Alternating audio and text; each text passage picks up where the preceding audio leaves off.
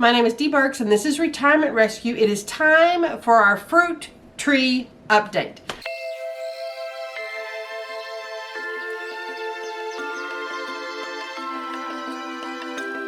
Now, one of the first things I did when I moved into this property 2 years ago was to think about fruit trees. I knew I wanted to have a garden, fruit trees, all kinds of things. But like with any place that you get or that you start with, it's always best to start with whatever takes the longest to grow. And obviously that's fruit trees, because they can take several years to start producing fruit. So immediately when I moved in, I started looking at where the sunlight falls, started trying to figure out during different seasons where the best light is going to be, where the warmest spots are going to be, where the high spots are, where the low spots are. And just as a descriptor, I have a very, very small lot. This is a typical city lot. It's about 100 feet long and about 55 feet wide. It is not large. It is not acreage at all. And so I was looking to get dwarf or semi-dwarf trees so I could have a nice variety over time and it not get too big for my space. So that's kind of what I started with. And the trees I'm going to catch you up on and show to you are some of those first trees I planted. So all of these trees that I'm going to show you right up front are going to be trees going into their third year here. Now, when I bought them, these trees were 3 to 4 years old. When you buy trees, I bought them bare root. All of these trees came from Stark Brothers. I'm not endorsing them. They didn't give these trees to me. I paid full price for these trees. So I'm just saying that's where I got them.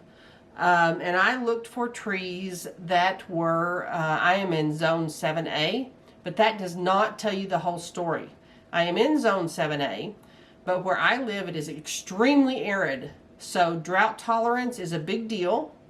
We also get persistent 30-mile-an-hour winds, and during the winter, our wind chills are in the deep negative numbers on occasion. It can get down to -10, -15, even -20 as far as wind chills. It can get very cold. So because of that, we will occasionally have late spring snowstorms. And so I really wanted to pick varieties that were number one, drought tolerant. And number two, that could handle colder than zone 7A. So I looked for fruit trees that did well. And when I say did well, when you look at the range they give you on a fruit tree, it'll say like 4 to 8, zone 4 to 8.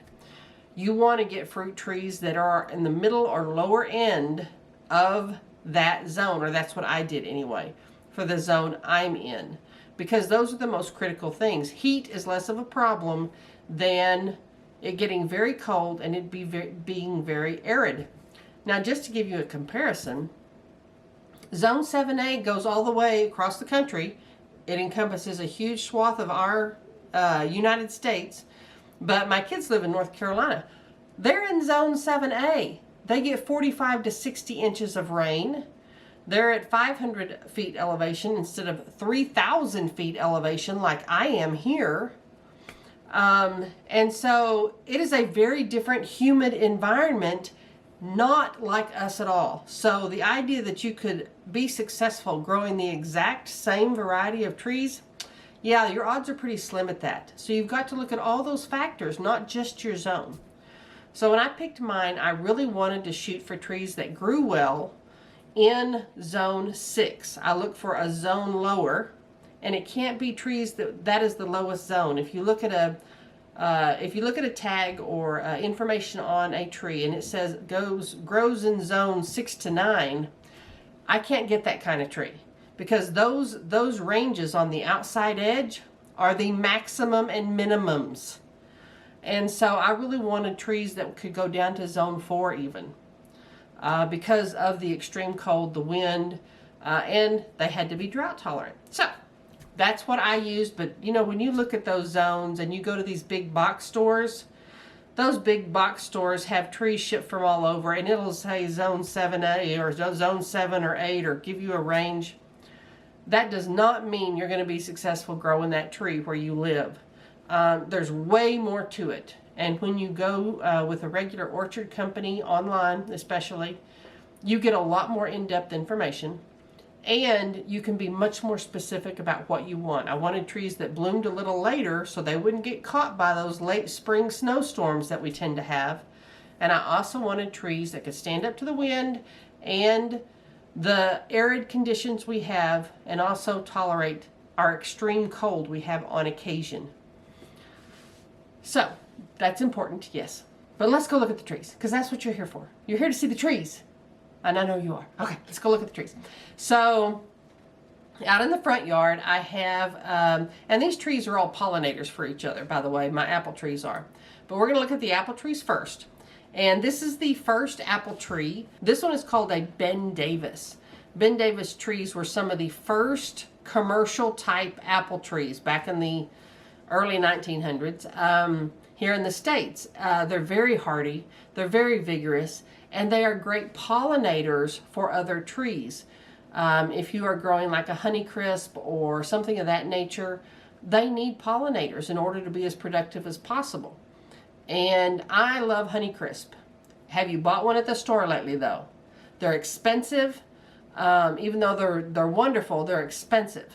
And so I tended to choose fruit trees that I wanted to put in my yard that were the more expensive fruit, because that's really what I was after. Something that I loved and was expensive because I don't want to pay for it. So this is a Ben Davis. Started with Ben Davis. And also in my front yard, I have something called a Scarlet Crush. This tree is extremely vigorous. Last year it did well. That's not the best picture of it, but last year it did really well. And it is a type of Honeycrisp. It's a cross between Honeycrisp and another tree. Honeycrisps are great. I can hardly say Honeycrisp. But one of the problems with them is they're not super vigorous growers. They tend to be a little on the delicate side. Okay, this is not the country for delicate trees, right? And so I wanted something that had the Honeycrisp flavors, but wasn't quite so delicate. So I got this variety because it's a mix of Honeycrisp and some other apples to make it really much more vigorous. Because my front yard is a little bit more exposed to wind than my backyard. So I put what I perceive to be the more vigorous trees in the front yard. Something else I have in my front yard is my Asian pear. I love Asian pears, but they are so expensive at the grocery store, and by the time they get to you, the texture's terrible. They don't taste. Nothing beats an Asian pear right off the tree. This tree, this is only its second summer. I bought this one last year about this time, stuck it in the ground, and it is doing beautifully. This spring it bloomed beautifully. It is going to be a gorgeous tree. So it's also in the front yard, because not only will it produce wonderful Asian pears, it's also in front of a big picture window I have, and my house faces west. So it will provide a little bit of shade. This one's a semi-dwarf. I got a little bit bigger tree. The apples are all dwarf trees. And so it'll provide some shade, but it will be beautiful in the spring. And so it got put in the front yard for that reason. But that is my Asian pear. Now we go to the backyard. And in the backyard, these are my cherry trees. And let me tell you what, they have been the stars of my fruit trees. This one in front here, it's on the right side, is a Rainier. These are supposed to both be dwarf trees. The Rainier acts kind of like a dwarf. They should get about 10 feet tall. This fence, by the way, is about 7 feet tall. They should get about 10 feet tall. The one behind it is an Emperor Francis. These, again, are pollinators for one another. But that Emperor Francis got huge last year. I took everything this year and completely pruned it back after letting them grow for 2 years. And you can see already the cherry trees are going to be stars again. This Emperor Francis cherry tree, its trunk is a good 3 inches in diameter already. They have done beautifully. This is also one of the warmest spots in my yard.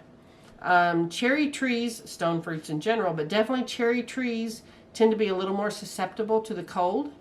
So I planted them in the most protected area. The house is behind me when I'm taking this video, and the fence is on the other side. It's a warm spot. It is very sheltered from the wind, so they have every opportunity to be rock stars, and they have been. So this is their third year, and I'm hoping to get a few cherries anyway. But I pruned them back really hard, so if I don't get a lot of cherries, I'm not surprised this year, because I really pruned these suckers back. And that's my grapevine back in the back on the fence. I'm going to add some table grapes to that, by the way. This little tree, this is an Arkansas black. Again, beautiful tree. It's more like a wine sap apple. But these are, and it's covered with little apples. This is my Honeycrisp, and you can tell the difference. These Honeycrisps are not super vigorous trees, but it is covered with little apples. And I will be cutting some of these apples off. I'll only let it do a few apples because I want it to be putting its energy into its roots. This little tree is my one surviving hazelnut tree. I've ordered another one because it needs a pollinator. There were 4 over here, but I'll talk about those later. There's one now. And this area over here is where I'm going to be putting raised beds. I've got 2 of them put together. I've got 2 more to put together. There's going to be 4 over here in this area that I'm going to plant all kinds of vegetables. My strawberries will be over here. My asparagus will be over here. It'll just be a whole hodgepodge of different veggies. And this building in the back right here, this is a 10 by 20 building. I've got 2 little buildings on my property. One is 10 by 14, one is 10 by 20. This 10 by 20 has been empty since I moved in.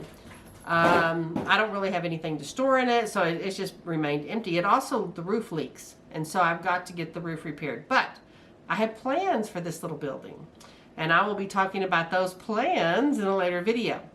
But as far as my fruit trees go, you can see they're all doing extremely well. I baby my fruit trees tremendously. This year, the only additional fruit tree that I'm planting is a Tahoka plum, and that's a bubblegum plum. Bubblegum plums, they smell wonderful. They smell wonderful. And they produce just very sweet, great tasting plums. They are not the tart kind of tasteless variety you get in the grocery store. They are a wonderful tasting plum. And my plum is going to be in the front yard as well. It'll be out by the curb because they also bloom beautifully. It's also going to be somewhat ornamental, but definitely will be producing plums. So that's the only tree I'm adding or plan to add other than the hazelnut, and I'm just replacing some hazelnuts. But I'm only going to plant 1 hazelnut. The one I have is a Casina, and I'm getting a Barcelona to match. What happened last year, and these were replacements, I struggled with hazelnut trees. And no one should struggle with hazelnut trees. They're basically brushy little things that kind of grow wherever. But in this case, I live in a very arid area. And I didn't choose the best place when I first planted them, which was 2 years ago. I didn't choose the best place. At that time, my neighbors over here, on the other side of the fence, there was a elm tree over there. And that elm tree really sucked the water away from these small trees. Since then, that neighbor has cut down that elm tree, which is great. So I replanted my hazelnuts. But unfortunately, I have a yard guy that loves to do a fabulous job. He likes to get every little blade of grass. And it bothered him that there were blades of grass up around my little trees. And so he took the weed eater and he ringed those trees. Y'all, he's not a tree guy. And really, you can't really fault somebody for trying to do a really great job. But you'll notice that there's now wire cages around the bottom of my fruit trees. That is weed eater control right there, y'all. Because that happened. And really, I hadn't spoken to him about it beforehand. It had never happened before. He's a wonderful person. It was just one of those things. And that's okay. It's okay. The trees were struggling anyway. Even though you can't really see it in the video, there is a little bit of a rise. There is some, the yard actually slopes up toward the fence. And where the one hazelnut is doing well is a lower spot. And so when the next hazelnut comes in, I'm going to plant it in that lower spot because I think it will do better water-wise. So hopefully we will be successful. We will see. If we're not, we'll try again. That's one of the wonderful things about growing your own vegetables, growing your own fruit trees. If you screw it up, it's not a big deal. They did get a little bit of fertilizer during the late winter. Most of these trees did. But that's it. I do not heavily fertilize. I don't use a lot of pesticides. I don't do any of that stuff. That's why I have my own fruit trees, is so I can control what's on the fruit. Because honestly, you don't know at the grocery store really what's been on that fruit. And I am tired of eating waxed fruit. And I'm tired of trying to get the wax off the fruit. No. I want to go out and pick my own fruit, even if it's imperfect fruit. I don't care. I'm also tired of paying a ridiculous amount for sweet cherries, Asian pears, Honeycrisp apples, nuts, all of those things that are just ridiculous. Those aren't going to get any better. And I like the idea of having my own supply. I'm 100% in control of it. I'll have, eventually over time, more than enough fruit for me to can, for me to dehydrate, preserve, do whatever I want. And that's really the whole point, is I really want my life and what I eat to be much more sustainable and healthier. It's about health. I think as we age, we all, well, a lot of people learn it much younger than I did, but as we age, we really start to think about how unhealthy things are that we get at the grocery store. And so I'm trying to fix some of that and really take control of that. But anyway, that is the update on the fruit trees. I'm going to also be posting an update on channel content, which will be really cool. I'm going to be heading toward a micro homesteady kind of idea on how to create sustainable sources of food on a very small city lot with restrictions, and how you can do that for 1 or 2 people. So anyway, that's going to be more content that I'll be adding, but it should be really, really interesting. So at least it will be for me. So I hope you'll stay tuned for that, and I'll see you next time.